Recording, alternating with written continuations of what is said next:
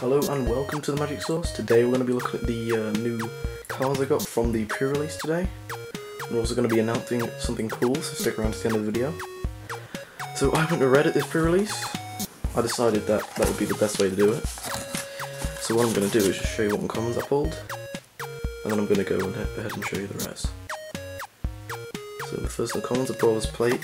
This didn't actually make it into my deck. I just sort of sideboarded it. We've got then Mike Makes Right. Mike, not Mike. Don't know who Mike is. Focus, yeah. Then we have a Curd Chieftain, which actually did make it in even though I wasn't playing green, which I realised when I was actually playing. We then move on to a First Response, which is actually a pretty decent card I think. I used this a few times. It helped me with the blockers. Paragon of New Dawns, I did use this because I was running Boros, so it was actually really useful. Then I have Wall of Essence, which is actually like a really nice wall because it's, you know, you've got the lifelink as well when you get hit. Broodkeeper, this is one of my favourite uncommons. I did use this quite a lot. Basically what it does is when it gets an aura on it, you get a 2/2 red dragon with flying that you can tap to give +1 attack, not tap 1 red, sorry, to give +1 attack, which is actually really nice, and I use this quite a lot.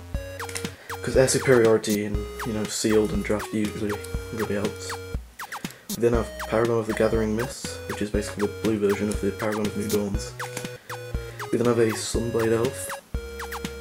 This, you know, it's pretty decent for green. I didn't run green. Got Staff of the Sun Magus, which, you know, is common and all. You know, that doesn't need much explaining. It was in M14, you know. Then Anticipate, which is just basically a counter. We have Restock. We have Feast on the Fallen. We have Constricting Sliver, so I guess slivers are back. We then have Act on Impulse, which is okay, but I don't think it's that great. We then have one of the best named cards in M15. Is that going to focus? No, I'll just move back a bit, there we go. Hot Soup.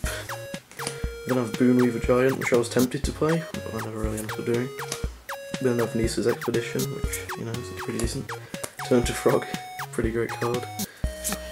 Leeching Sliver, again more slivers. Feast on the Fall.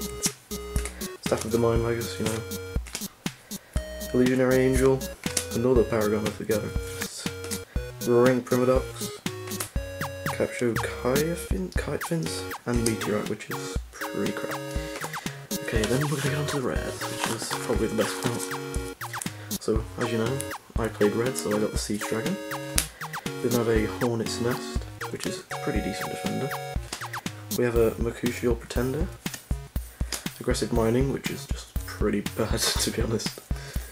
We have a Stain the Mind, a Chief Engineer, another Mercutial Pretender. We then have a foil that I pulled, a Willforged Column, which is actually a really nice foil. I don't know if that shows it very well. And I have Burning Anger, a Foil Island, which is actually quite a pretty island. We have a Heliod's Pilgrim, which had a lot of play in my deck actually. It's nice. Soldier Token Dragon. No, you don't see that, they're just tokens. There you go. This, by the way, is the dragon that used the, I can't remember what I was on about. Okay. We then have another Chief Engineer, a Grind Clock, and the amazing pull, a FOIL Soul of Innistrad. I'm actually going to do a competition to give this away. I'll announce it in another video, but this is what I pulled at the pre-release for M15. Really great set. This made my money back on the box. It was £20, so it was really worth it. And that was all my rares and uncommons. I'll see you next time, guys.